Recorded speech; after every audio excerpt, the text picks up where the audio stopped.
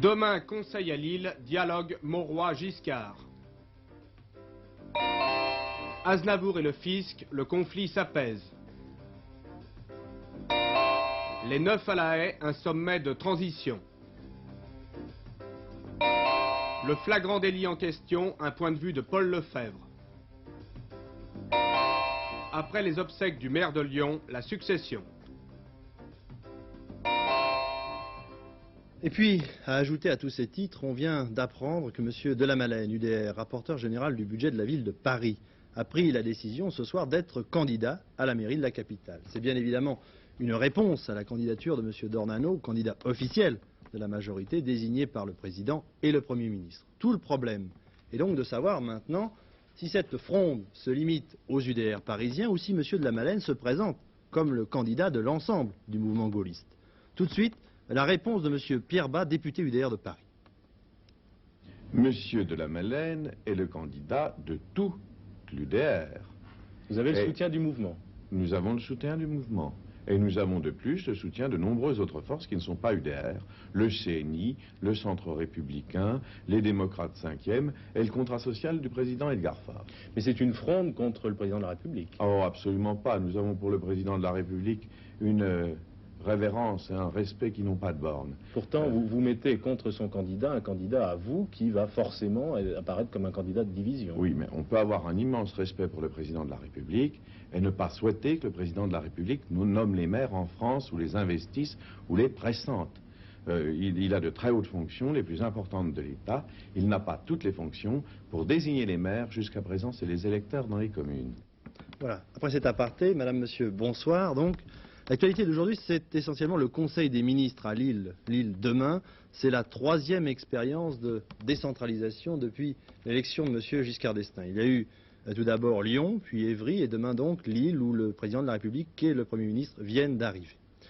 Cette réunion du Conseil des ministres dans le Nord, qui intervient sur un fonds d'élection municipale, nous y reviendrons tout à l'heure, a été précédée d'une importante activité ministérielle dans cette région où se pose le délicat problème d'une reconversion industrielle imposée par la fermeture progressive du bassin houiller.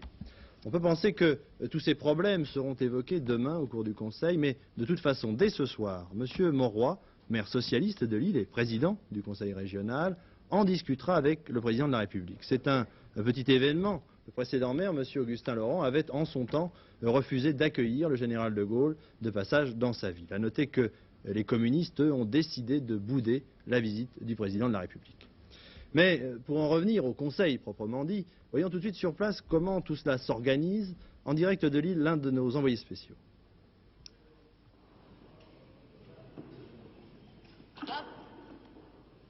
Eh bien, voici la salle du Conseil régional de la préfecture du Nord. C'est là qu'habituellement se réunissent Pierre Mauroy et ses amis, car le Conseil régional est à majorité d'opposition. Et ce n'est pas là que va se tenir demain le Conseil des ministres. Daniel Bilalian, je pense que vous ne m'entendez pas, en tout cas vous ne me recevez pas. Oui, enfin je vous entends, mais je ne vous vois pas plus exactement. Alors je pense que nous allons remettre cette intervention de votre part à plus tard et nous allons continuer, nous essaierons de vous avoir au cours de ce journal. Le Conseil des ministres à Lille, à 4 mois des élections municipales, pour l'opposition, c'est vraiment, comme le disent les communistes, une ficelle grosse comme un câble, d'autant que la venue du président et de ses ministres s'accompagne de bonnes nouvelles comme l'annonce aujourd'hui par le secrétariat d'État au transport du démarrage en 1977 des travaux du métro lillois, projet jusqu'à présent retardé. Il faut dire que la lutte pour la mairie de Lille s'annonce relativement serrée entre le tenant, M. Mauroy, maire socialiste, et son challenger de la majorité, M. Segard, le secrétaire d'État au PTT.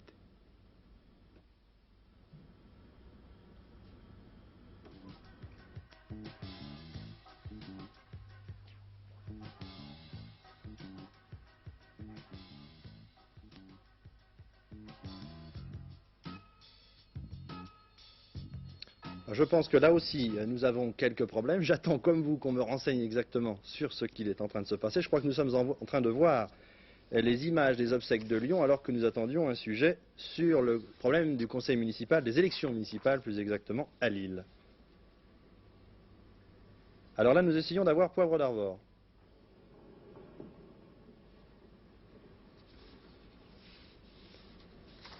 Très bien. Bon, bah, nous allons donc continuer un petit peu ce journal à l'improviser devant vous. Alors après Lille que nous n'avons pas réussi à avoir, mais ça c'est les inconvénients du direct. Lyon donc. Ah, on m'appelle à nouveau. Allô? Bon, alors, retour en arrière. Cette fois-ci, nous rejoignons Patrick Poivre d'Arvor à Lille en direct. Tout au moins, on essaie. Eh bien, nous y voilà, Daniel Bilalian. Voici donc la salle du conseil régional de la préfecture du Nord. C'est là qu'habituellement se réunissent Pierre Mauroy et ses amis, car le conseil régional est à majorité d'opposition. Mais ce n'est pas là que va se tenir le conseil des ministres. Le conseil des ministres, c'est dans une pièce tout à côté. Il m'était difficile ce soir de m'installer dans le fauteuil du président de la République, tant les consignes et les mesures de sécurité sont draconiennes. Il y a pratiquement autant de policiers que de ministres pour l'instant dans la salle du Conseil des ministres. La salle, c'est une salle un petit peu rococo, avec un décor Napoléon III, aux tonalités ocre pâle et vert tendre. Sur la table, un bouquet qui est déjà préparé de roses jaunes et de marguerites sauvages. Tout le monde sera là demain, tout le monde, sauf deux ministres, Jean Le Canuet et Robert Boulin. Et tout ce petit monde repartira à 13h dans un autorail spécial, Lille-Paris. Alors comment Lille attend le président de la République? Eh bien, d'abord sous la pluie. Il y avait quand même un petit peu de chaleur dans l'accueil d'une population qui est d'ailleurs réputée accueillante. Vous voyez à l'instant le président de la République accueilli sur les marches de l'hôtel de ville tout à l'heure par Pierre Mauroy, le député maire de cette métropole Lille. Les communistes, quant à eux, ont décidé carrément de bouder ces 19h lilloises du président de la République. Les syndicats, enfin, ont organisé une manifestation dans les rues de Lille. Voilà donc pour l'ambiance de ce soir à Lille, avant ce dîner Giscard-Mauroy dont vous parliez tout à l'heure, Daniel Bilalian. Voilà, donc je vous disais que ce Conseil des ministres allait se passer dans un fond de contexte d'élection municipale, avec donc la lutte pour la mairie de Lille qui est engagée entre M. Mauroy, le maire socialiste, tenant du titre si l'on peut dire, et M. Segard, le secrétaire d'État au PTT. Pierre Mauroy, numéro 2 du Parti socialiste, député maire depuis 3 ans. Son challenger, Norbert Segard, conseiller général, secrétaire d'État au PTT. Politiquement, M. Segard joue sur une inconnue. Pour la première fois, la liste conduite par Pierre Mauroy sera uniquement aux couleurs de l'Union de la gauche, avec la présence des communistes, pour la première fois, sans les centristes et indépendants qui jusqu'à présent ont partagé le pouvoir municipal à Lille avec les socialistes. C'est le résultat de l'accord national passé par les signataires du programme commun. Norbert Segard estime en conséquence qu'il a des chances d'enlever le bastion de Lille, socialiste depuis 25 ans. Lors des dernières élections présidentielles, M. Mitterrand, malgré une propagande acharnée, n'a fait que 47% des voix. Ce qui montre que Lille est une ville, somme toute, à tendance social-démocrate, profondément anticommuniste, et ça depuis 1920. De telle sorte que le fait que l'opposition présente aux prochaines municipales une liste socialo-communiste change complètement les données. Deuxièmement, contrairement à ce que l'on pourrait imaginer, Lille a été fortement marquée par la politisation qui vient du second secrétaire du Parti socialiste. Et par le fait même, la ville était assez mal gérée. D'autre part, je suis Lillois, assez bien connu des Lillois. Je me suis toujours occupé de recherche, de formation, et mes compatriotes savent que lorsque je m'occupe de quelque chose, je le mène à bien. Mais Pierre Mauroy est tout à fait confiant. L'Union de la gauche a le vent en poupe dans le pays et par conséquent à Lille. Et pour lui, la présence des communistes devrait non pas affaiblir, mais renforcer sa liste. M. Segard, quelquefois, se comporte comme une sorte de ministre résident, ce qui ne fait qu'accroître la confusion institutionnelle dans laquelle nous nous trouvons, et qui complique par conséquent le dialogue entre les instances régionales normales que la région s'est données et finalement le gouvernement. Je crois que dans le désordre de la droite, que l'on voit parfaitement sur le plan politique, s'y ajoute une sorte de désordre institutionnel de la façon dont le comportement des ministres. J'ajoute qu'en ce qui concerne M. Segard, les maires socialistes se succèdent ici depuis bien des années. Cette ville est socialiste. Les récents sondages confirment d'ailleurs qu'une très nette majorité de nos concitoyens sont prêts à continuer à faire confiance à un maire socialiste. Par conséquent, M. Segard, c'est un trait de son tempérament, prend souvent ses désirs pour des réalités. Restent les communistes. Ils négocient en ce moment avec les socialistes leur participation à la liste de Pierre Mauroy. Seront-ils gourmands? Accepteront-ils la présence de personnalités n'appartenant pas à un parti politique? Jusqu'à présent, ils sont restés discrets. Mais voici qu'ils parlent. Il ne semble pas question pour eux d'embarrasser leurs alliés socialistes en se montrant trop exigeants.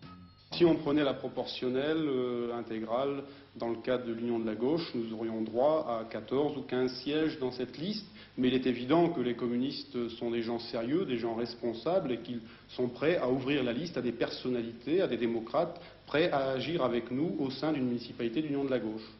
Le dernier mot, bien entendu, appartiendra aux Lillois en mars 77. Seront-ils plus socialistes que modérés ou plus modérés que socialistes? Cela ne se jouera pas sur les mots, mais sur les votes.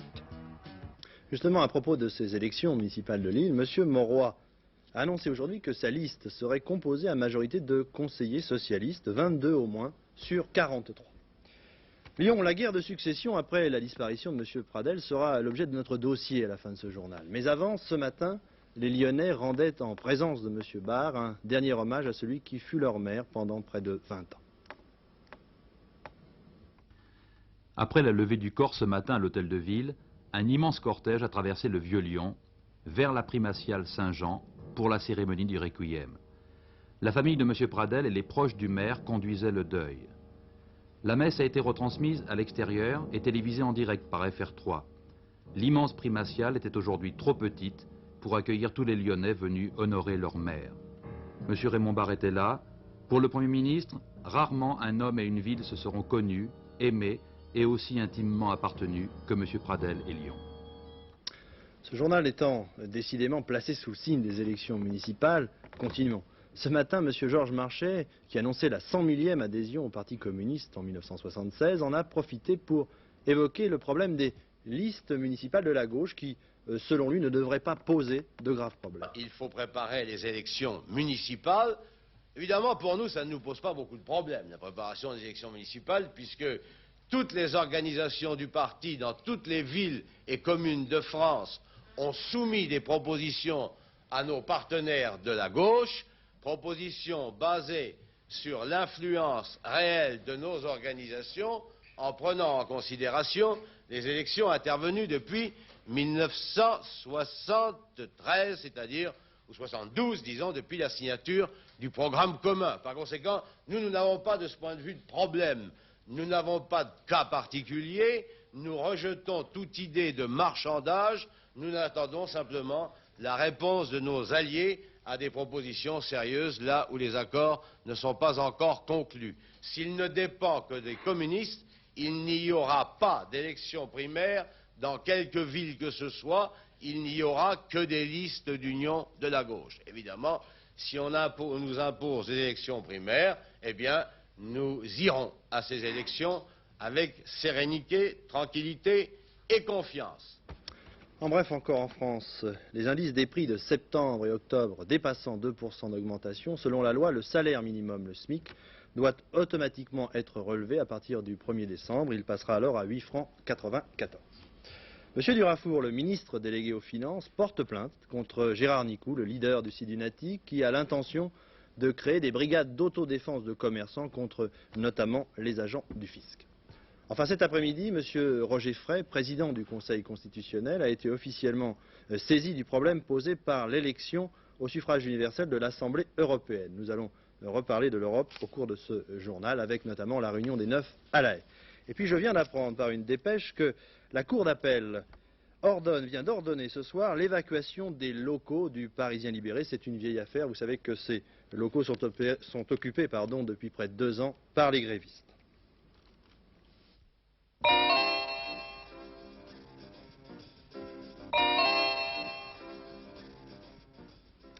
Charles Aznavour, recherché comme un malfaiteur. Charles Aznavour, traqué par la police. Charles Aznavour, en fuite, etc.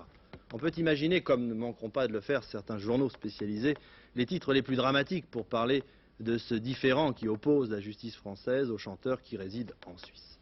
Je vous rappelle brièvement l'affaire. Le juge d'instruction de Versailles, qui poursuit Charles Aznavour pour une affaire de fraude fiscale, affirme que celui-ci ne s'est pas rendu à sa dernière convocation. Il a donc lancé contre lui un mandat d'amener. De son côté, Charles Aznavour prétend, lui, qu'il n'a pas reçu cette convocation. C'est-à-dire, l'affaire risque de s'arranger tout de même demain. Charles Aznavour viendra rendre visite au juge d'instruction. Et ce matin déjà, avec nos envoyés spéciaux, il a fait le point, disons, calmement.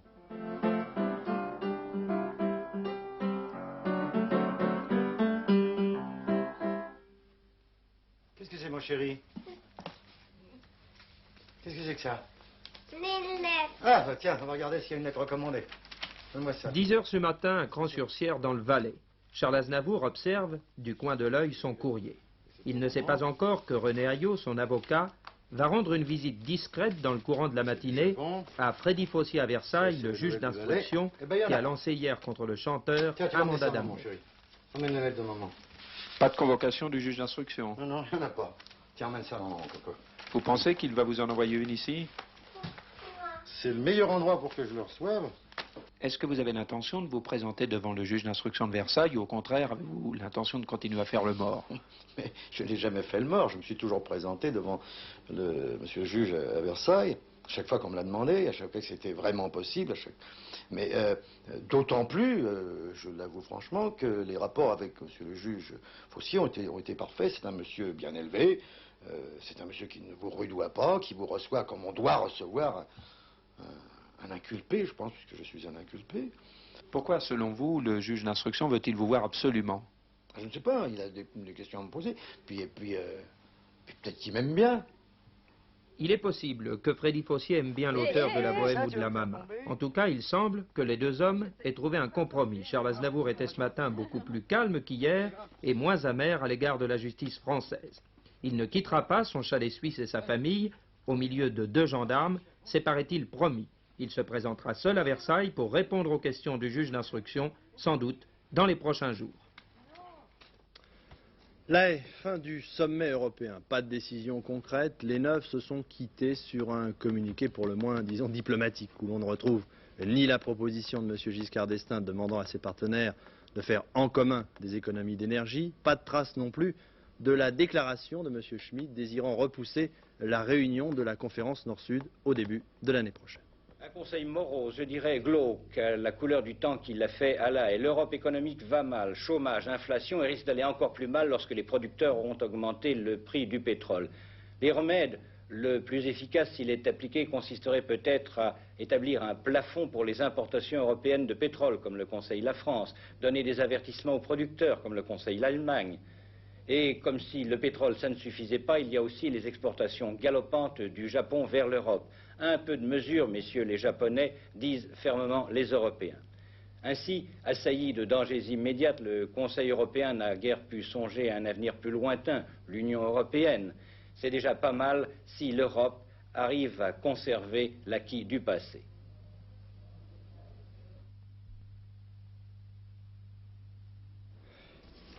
Le jugement en flagrant délit mis en accusation le week-end dernier par le syndicat de la magistrature, aujourd'hui par celui des avocats de France. 2 prises de position auxquelles il faut ajouter celle du bâtonnier du barreau de Paris.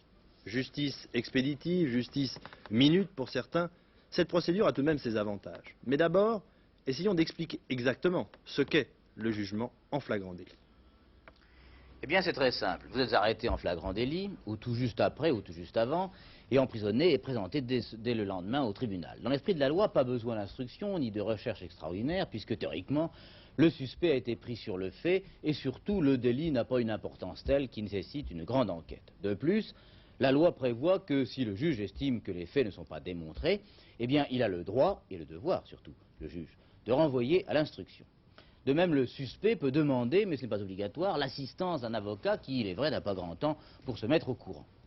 Cette justice de flagrant délit était au départ une idée sans sottise. Elle pouvait en effet permettre de régler des petits délits, vagabondage, grivellerie, etc. En somme, des sanctions allant au maximum de 2 à 3 mois de prison avec sursis. Si vous jetez discrètement un coup d'œil dans la 23e chambre à Paris, vous avez une triste idée de ce qu'est devenue cette loi. Ainsi, on juge, si l'on peut dire, 50 à 60 affaires dans l'après-midi. Et les peines se montent parfois à 3 ans ou 4 ans de prison ferme. Un exemple, nord-africain, vol à la tire, 18 mois ferme, 3 minutes 30. Une justice d'autant plus expéditive que ces jugements sont ensuite communiqués sans délai, en ce qui concerne les étrangers, à la commission d'expulsion présidée, c'est sans doute une coïncidence, par le magistrat même qui a condamné. Il est vrai, et il faut le reconnaître loyalement, que tous les tribunaux de flagrant délit, surtout en province, n'ont pas le même profil. Mais il est certain que cette juridiction a surtout maintenant pour objectif de désengorger les cabinets d'instruction, parce qu'il manque aux gardes des sceaux des juges, des tribunaux, des dactylos, des téléphones, et surtout parce qu'il manque aux magistrats le temps de peser la vraie mesure. Cela n'est pas de la bonne justice et tout le monde, magistrats et avocats, aujourd'hui, l'avoue.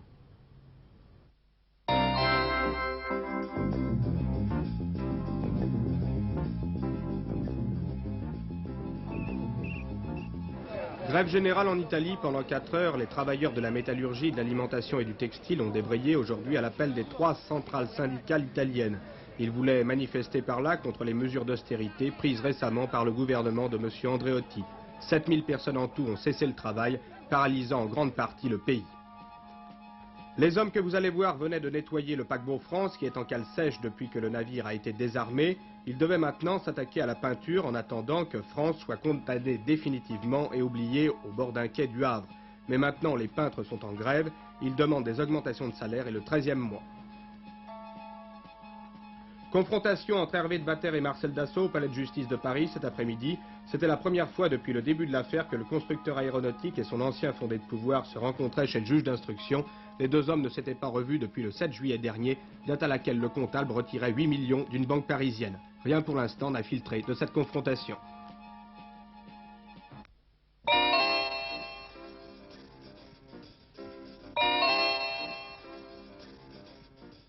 En politique, les sentiments existent, enfin, je veux le croire. Mais la réalité reprend vite, souvent même trop vite, ses droits.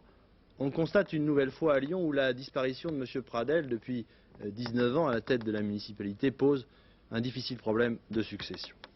Dès samedi dernier, les obsèques ont eu lieu simplement ce matin. Ce que l'on appelle les héritiers Pradel, messieurs Soustelle et Collomb, tous deux membres du conseil municipal, ont commencé leur guerre de succession, un combat feutré mais néanmoins très dur. Louis Pradel avait succédé à Édouard Herriot le 14 avril 1957. Pendant 19 ans et 8 mois, il a été le maire de Lyon et rien d'autre. À la longue, à la mairie de Lyon, il n'y a plus eu que la volonté de Louis Pradel et rien d'autre. Les 61 conseillers municipaux devaient s'engager par écrit à ne prendre, pendant la durée de leur mandat, aucune position politique nationale. L'apolitisme était la loi proclamée. Certains, dont Jacques Soustelle, voudraient prolonger cette situation au moins jusqu'aux élections de mars 77. Armand Pernou, le premier adjoint, pourrait être un maire de transition. Monsieur Soustelle a le droit de faire des propositions, mais je pense que, pour ma part, je ne suis pas candidat. Toutefois, si l'ensemble du conseil municipal se ralliait à cette proposition de M. Soustelle. S'il y avait unanimité, je demanderais quelques moments de réflexion, mais si ma réflexion m'amenait à accepter, ça ne serait que momentanément et pour une période qui irait au plus jusqu'aux prochaines élections. Dans ce cas, la grande bataille pour la mairie de Lyon n'aurait lieu que lors des élections générales, en mars prochain. Mais tout le monde n'a pas le même intérêt à attendre. Celui que l'on considère un peu comme le dauphin de Louis Pradel, c'est Francisque Collomb, sénateur du Rhône, non inscrit. Invoquant le deuil de la ville, il se refuse pour le moment à toute déclaration. L'autre candidat, probable, c'est Jacques Soustelle, député réformateur du Rhône. En mars, conduira-t-il ou non la liste de la majorité présidentielle? Ça, personne n'en sait rien, à commencer par moi-même. Ce maire, en mars 1977, est-ce qu'on peut envisager que ce soit quelqu'un d'autre qu'un Lyonnais? Ah, c'est la fameuse question dite du parachutage, n'est-ce pas?